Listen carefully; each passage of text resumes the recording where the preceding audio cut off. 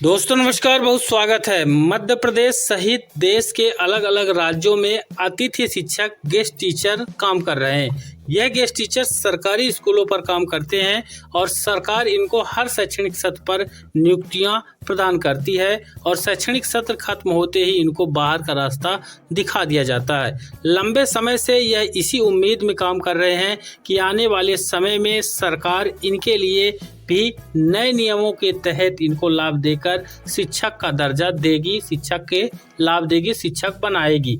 इसी उम्मीद में इनके 16, 17, 18 साल निकल गए, लेकिन अब जब बारी आई लाभ देने की तो भारत सरकार ने इनके वेतन को लेकर आपको कंप्लीट जानकारी दिखाएंगे। इसको पूरा देखिएगा। अतिथि शिक्षक हैं तो पूरा अच्छे से समझ लीजिएगा सरकार की आगामी समय में क्या रणनीति रहने वाली है अतिथि शिक्षकों को लेकर। लोकसभा में सरकार ने जवाब प्रस्तुत किया है और यह जवाब लिखित में दिया गया है और यह जवाब बहुत ज़्यादा इम्पोर्टेंट है भारत के जो अलग अलग राज्यों के अतिथि शिक्षक हैं उनके लिए। यहाँ पर जवाब में संविदा अतिथि शिक्षकों के लिए मानक वेतन का प्रस्ताव नहीं है, ये उत्तर लिखित में दिया गया है। इस चीज को आपको अच्छे से समझना पड़ेगा। मानक वेतन यानी मूल वेतन जो होना चाहिए था वह निर्धारण करने के लिए कांग्रेस सांसद की तरफ से सवाल लगाया गया था और उसके जवाब में यहाँ पर लोकसभा में उत्तर दिया गया। पूरा यहाँ पर आपको दिखा दे। शिक्षा मंत्रालय ने सोमवार को संविदा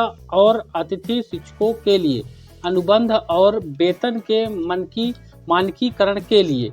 मानकीकरण के लिए रूपरेखा की किसी भी योजना से इनकार कर दिया है। यानी कोई भी निर्धारण नहीं है, जितने में चाहे सरकारें, राज्य सरकारें उतने रुपए दे करके इन अतिथि शिक्षकों को नियुक्त कर सकती है। यानी भारत सरकार ने इनके बारे में जो है खुली छूट दे दी है कि आप जो नियम के तहत रखना हो तो रख लीजिए। तो ये बेहद ही यहाँ पर झटका है इन अतिथि शिक्षकों को लेकर।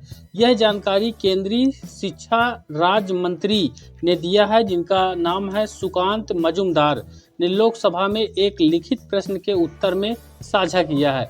वहीं कांग्रेस सांसद धर्मवीर गांधी ने प्रश्न पूछा था कि क्या सरकार के पास संविदा कैडर के कर्मचारी या फिर जो संविदा के रूप में अतिथि शिक्षक जिनको कहते हैं अलग अलग राज्यों में अलग अलग नामों से, तो संविदा या अतिथि शिक्षकों के लिए अनुबंध और वेतन के मानकीकरण के लिए राष्ट्रीय ढांचा स्थापित करने की कोई योजना है, ऐसा यहाँ पर पूछा गया था, जिससे उन्हें उनके द्वारा किए गए कार्य के लिए समान रूप से पारिश्रमिक मिल सके। तो ये सवाल लगाने का सीधा उद्देश्य था कि अलग अलग राज्य, भारत के जो राज्य हैं उनमें व्यवस्थाएं हैं संविदा या अतिथि शिक्षक रखने की। तो यहाँ पर एक तरह से पूछा गया था कि क्या केंद्र सरकार, भारत सरकार, मोदी सरकार के द्वारा इसका कोई क्राइटेरिया है कि यहाँ पर कम से कम इतना जो वेतन है इनको मिलना चाहिए था। वहीं यहाँ पर मजूमदार ने कहा है कि फिलहाल इस मंत्रालय में ऐसा कोई भी प्रस्ताव विचाराधीन नहीं है, जो कि एक बड़ा झटका है ऐसे अतिथि शिक्षकों के लिए।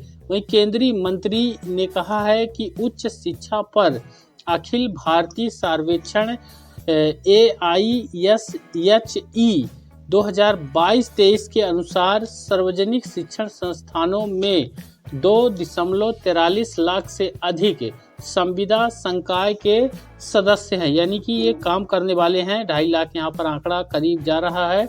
और निजी संस्थानों में 10,000 से अधिक संविदा संकाय सदस्य कार्यरत हैं। ये भारत सरकार का आंकड़ा है और यह आंकड़ा बेहद ही गंभीर है, चौंकाने वाला है। ऊपर से ये प्रस्ताव भी नहीं दे रहे हैं और यहाँ पर इनका शोषण कर रहे हैं। इनकी जो सरकारें हैं, जिसको डबल इंजन की सरकार कहा जाता है कि बेहतर करेंगी, लेकिन सीधी तौर पर इस डबल इंजन की सरकार ने अतिथि शिक्षक जो कि अलग अलग राज्यों में है, लगभग आज के समय में सभी राज्यों में अतिथि शिक्षक से ही काम लिया जाता है और वह अतिथि शिक्षक भी इसी आशा में काम करते हैं कि आने वाला समय उनके भविष्य को सुरक्षित करेगा, सरकारें उनके भविष्य को सुरक्षित करेंगी। मुझे मिल जानकारी बेहद इम्पोर्टेंट है और बेहद गंभीर मामला है अतिथि शिक्षकों को लेकर। उनको उनके इतने सालों के एवज में जो काम किया है उसका लाभ तो सरकार को देना चाहिए, चाहे राज्य सरकार दे या फिर केंद्र सरकार दे। तो इसको लाइक करिएगा और ज़्यादा से ज़्यादा इसको लाइक ज़रूर करिएगा, शेयर करिएगा और चैनल पर नए हैं तो सब्सक्राइब भी कर लीजिएगा। धन्यवाद।